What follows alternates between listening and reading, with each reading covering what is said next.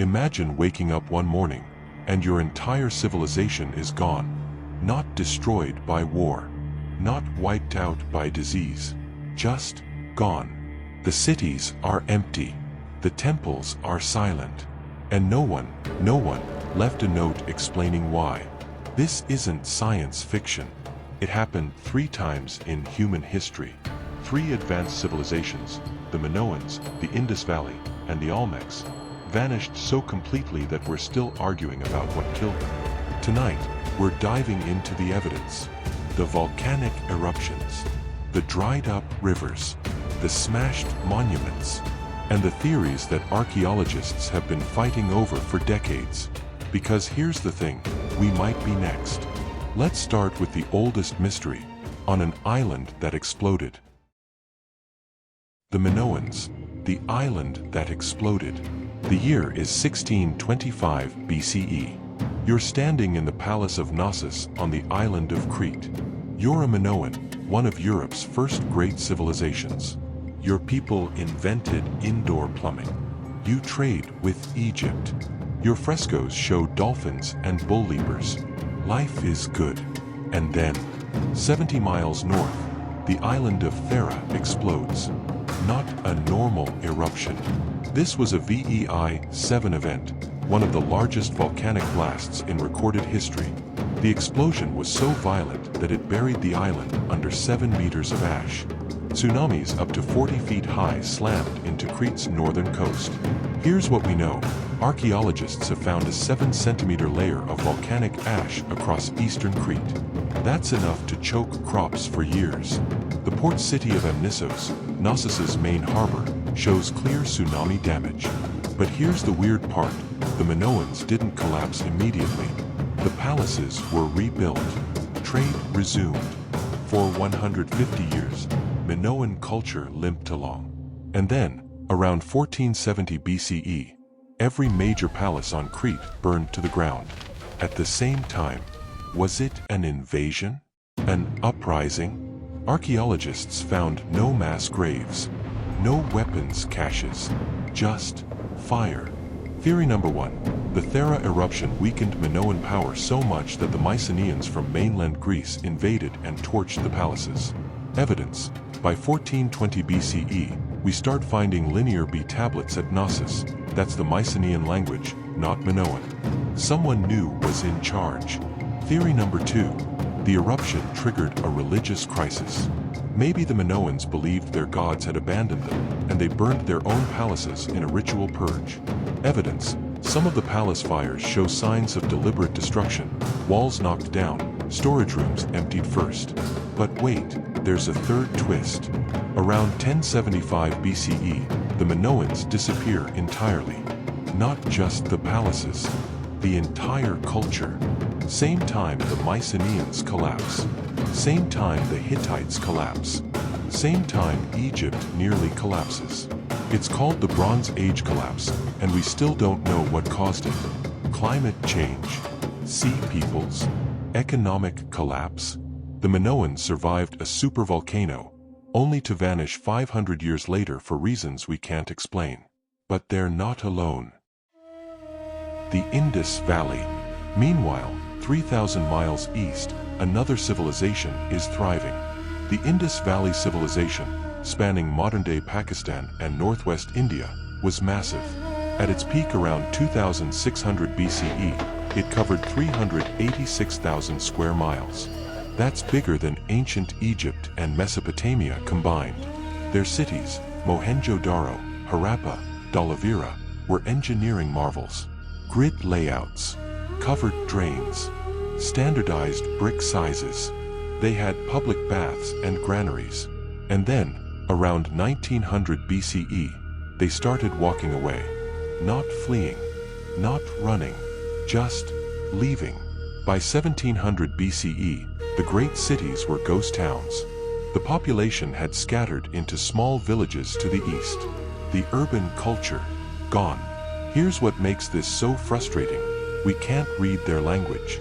Archaeologists have found over 4,000 inscribed seals with Indus script. Short sequences, usually 5 to 6 symbols. But no Rosetta Stone. No bilingual texts. We have no idea what they say. So we're left piecing together the collapse from dirt and bones. Theory number 1. Climate collapse. Sediment cores from the Arabian Sea show that around 2200 BCE, the monsoon system weakened. Less rain, drier summers. The Sarasvati River, which once flowed through the heart of Indus territory, started drying up. By 1900 BCE, it was gone. Without reliable water, agriculture failed. Cities that depended on river trade became isolated. People migrated east toward the Ganges, where the rains still fell. Evidence: satellite imagery shows the dried-up bed of the Gagar-Hakra River, likely the ancient Sarasvati. Hundreds of abandoned settlements line its banks. Theory number 2. Epidemic. In the 1920s, archaeologists at Mohenjo-daro found something chilling: skeletons scattered in the streets. Not buried, just left there. Some researchers argued this was evidence of a sudden plague or massacre. But later studies showed the skeletons were from different time periods. They'd been disturbed by erosion, not left during a single catastrophic event. Still, the image haunts us. What if disease did play a role? Theory number 3. Aryan invasion debunked. For decades, scholars blamed the collapse on invading Aryans from Central Asia. But genetic studies and archaeological evidence now show the Indus people gradually migrated eastward. They weren't conquered.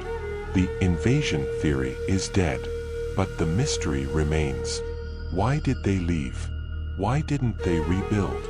And what do those 4,000 seals say? We may never know. Now we cross the ocean to the jungles of Mesoamerica. Around 1200 BCE, the Olmec civilization emerges in what's now southern Mexico. They're the mother culture of Mesoamerica, the first to build pyramids, the first to play the ballgame, the first to carve those iconic colossal heads. You've seen them. Massive stone sculptures, some weighing 20 tons, depicting Olmec rulers with distinctive helmets. But here's the thing, the Olmecs smashed them.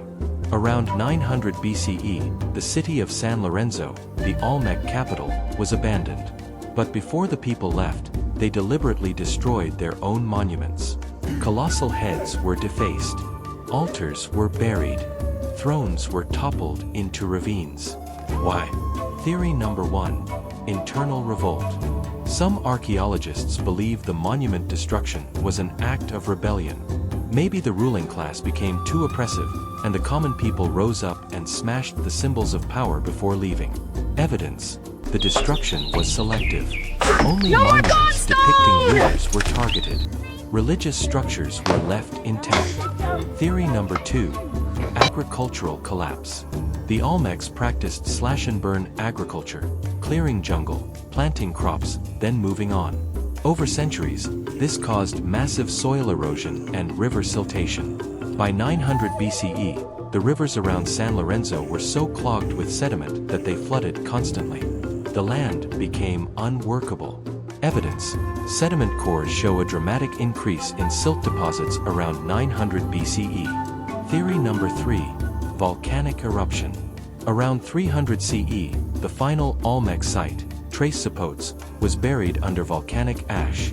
Some researchers believe earlier eruptions may have disrupted Olmec society centuries before. But here's the strangest part: the Olmecs didn't just vanish. They transformed. Their art, their gods, their ballgame, all of it was absorbed by later cultures like the Maya and the Zapotecs. The Olmecs disappeared, but their ideas lived on. So did they collapse? Or did they just evolve? 3 civilizations. 3 continents. 3 mysteries. The Minoans survived a supervolcano but couldn't survive the Bronze Age collapse. The Indus Valley walked away from the greatest cities on Earth and never came back. The Olmecs smashed their own monuments and vanished into the jungle. Here's what keeps me up at night: we still don't know why. Was it climate? War? Disease? Did they see the end coming and choose to leave? Or were they blindsided? And here's the scarier question: could it happen to us?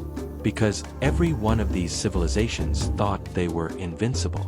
They had technology, trade networks, armies, and then, they were gone. If you want to dive deeper into history's greatest mysteries, hit that subscribe button.